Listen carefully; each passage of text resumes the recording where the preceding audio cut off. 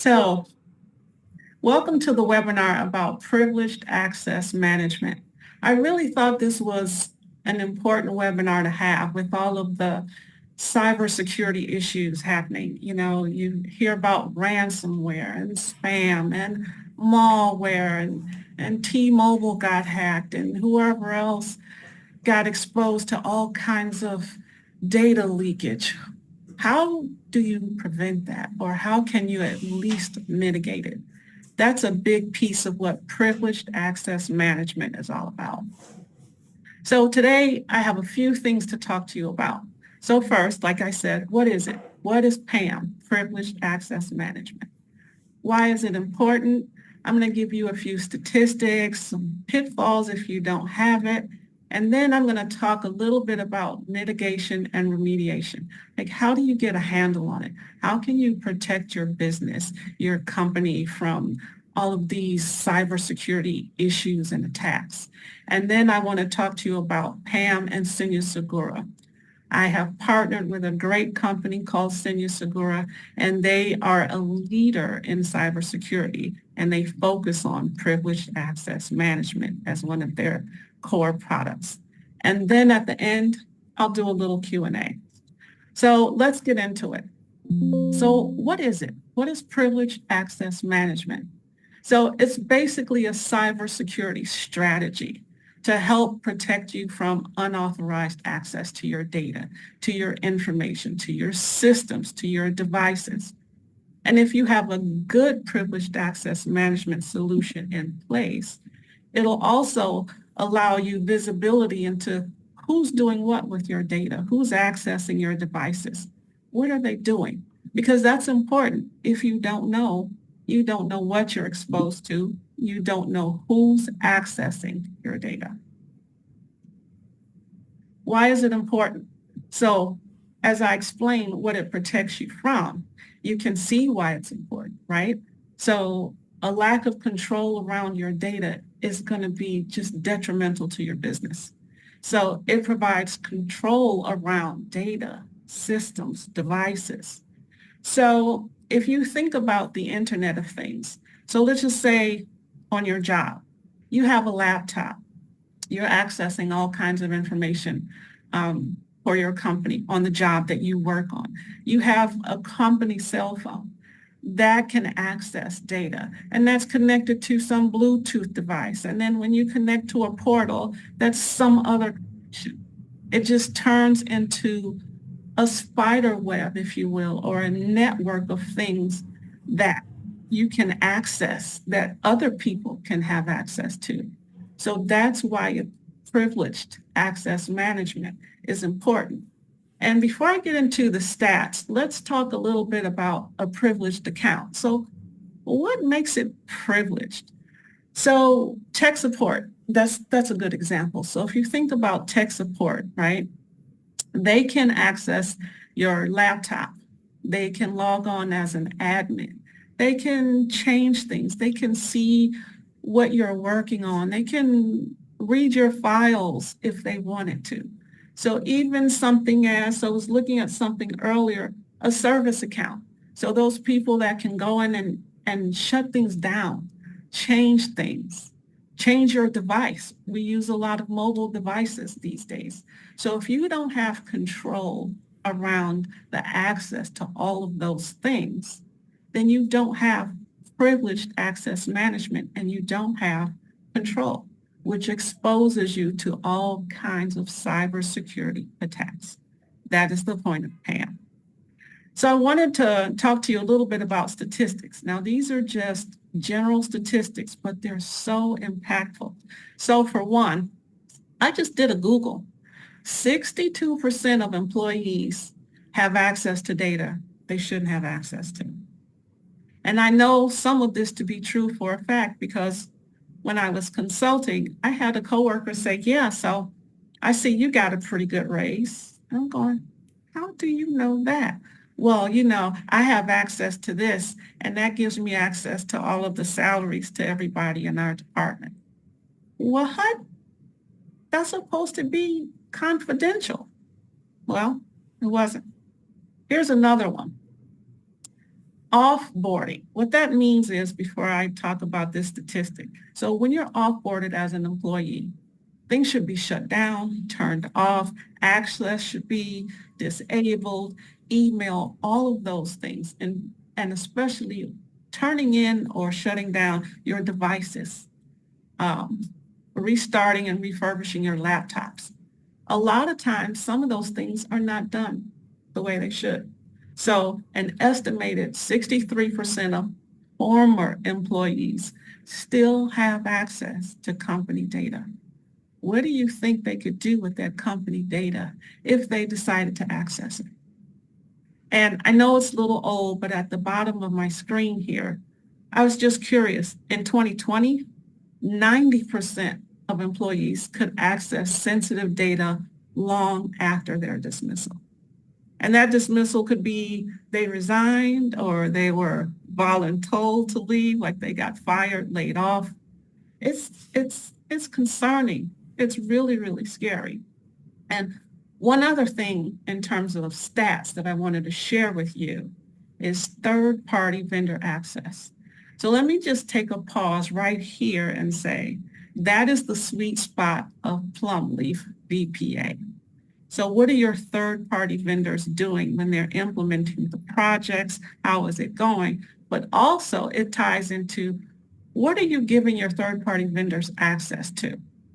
Like if you're hiring an IT consulting company to come and design something for you, build a software product, whatever it is, they need to have access to something, right? Because they're building this for you.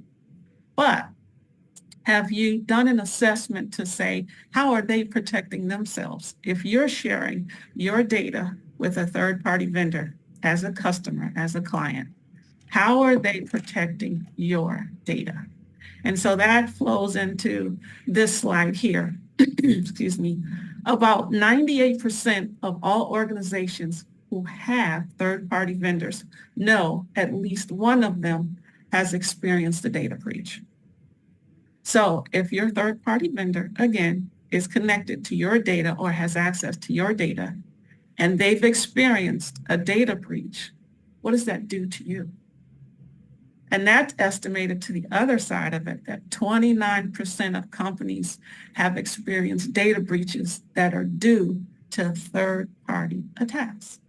Again, that's where this whole privileged access management comes into play. It is really, really alarming. It's scary. And just putting these numbers together, it's like, oh my gosh, even if you're a business of one, you need to be aware of what you're putting out there in terms of exposing yourself to your data. Is your website secure? The data that you share, your Google Drive, your Box files, how is that protected? Do you have a 32-character long password? I'm exaggerating, but there are so many different things that you can do to protect yourself, and I'm just trying to highlight that, especially as it focuses on access management. All right, so I've kind of talked about the pitfalls, but I just wanted to point out some of the major ones if you do not have a privileged access management solution. One, you've got unauthorized data access. So again, the example was an employee quit 2 years ago, and they can still go back to your company's website and connect into something else and access corporate data, privileged data, sensitive data, private data. You do not want that. And if they can access it, and let's say they're unaware that they have some kind of virus or spyware connected to their email or their website, and they connect to you, then they expose you to cyber attacks. And then there's data leakage. So if you think about HIPAA, and that's a government regulation or policy to protect like patient information. So that's something that you don't want to get out. You don't want information about your medical records getting out. Even credit cards, right? So you hear about hacks all the time. That's data leakage. Sometimes that data gets leaked out because you don't have control of who's accessing not only your data and your information, but your storage devices, the Bluetooth devices, this whole Internet of Things, again, that I mentioned. And then there's regulatory noncompliance. There are regulatory policies and laws and guidelines that need to be followed depending on the type of data that your business handles and works with. That ties back to protecting information. So it's a big deal, and I really, really wanted to just emphasize that. I know it sounds maybe a little scary, a little intimidating, but maybe you need just a little bit of fear to act, to think about how you're protecting the data that you access and protecting the data that you give others access to. So what can you do? How can you mitigate and remediate? You've gotta put a lens on what's happening with your data. Who's doing what with your data, especially as a small business, medium-sized business, corporate business. So I have 3 things that you could do immediately. Number 1, you need to do an assessment of your data, plain and simple. What kind of data do you have? Can you put it into categories? Like, this is public, so this is fine. This is what you put on social media. Anyone can see this. Do you have something that's maybe sensitive? Only your employees can see it, or your clients. Do you have something that's really private? You have some new invention coming up, and you've only shared it with your attorney and some other person or company. That needs to stay private. And then, where are you storing this data? You need to do an assessment of where you're storing your data. How many different locations? Do you have redundancies? You know, if there's disaster, do you have a DR, a disaster recovery policy and strategy in place? And then other devices. You have all these other devices, mobile phones and tablets and all these other things connecting to your data. You need to assess where that data is and build a category for each type of data. And then outline who should access it. Everyone should not have access to everything. Step 2, you can email us. We are upgrading our privileged information assessment so that we can give you a checklist to say, here are some things that you can do to categorize all of these things: systems, services, devices, data, information, storage locations, levels of access. How long should they even have access? So that goes back to the employees who are former employees. If they quit today, their access should be shut down today. It should not be next week or when you think about it. So that's step 2. Step 3, consider Senior Segura. As I mentioned at the beginning of this presentation, they are a cybersecurity leader, and they specialize in privileged access management solutions. So if you're looking at this and you have a business and you're sharing information and you have different devices connecting to your information, like most of us do, we live in a tech world. It's not going to go away. It's just going to get more and more advanced, and you've got machine learning and AI and all these things. I digress. I'm a techie, and I love the tech. But anyway, consider Senior Segura. So a little bit more on them before I end today's presentation. As I said, they specialize in PAM, but they also assist organizations in over 60 countries to help fight against all kinds of attacks, you know, like ransomware and people with high-risk behaviors and internal threats. So, for example, a high-risk behavior is you always have those 1 or 2 employees or friends who click the link in the email that they shouldn't. People tell you all the time, unless you know for certain the person who's sending you the email with the attachment or the link in it, they tell you, do not click it unless you're sure. But you always have somebody who's like, oh, but that looks interesting. Well, maybe I'll click that and see. Next thing you know, ransomware, spyware, malware, it only takes a few seconds. So those are those behaviors that you need to be aware of. You need to make sure your employees, your partners within your small business, you need to be aware of these behaviors and make sure they're not high risk. A couple other things I wanted to tell you about Senior Segura. They have a full stack plug and play platform. What that means is, I've done the research on this too. When you compare other companies who provide PAM solutions, theirs is really plug and play. Some PAM solutions can take like hours and hours and hours.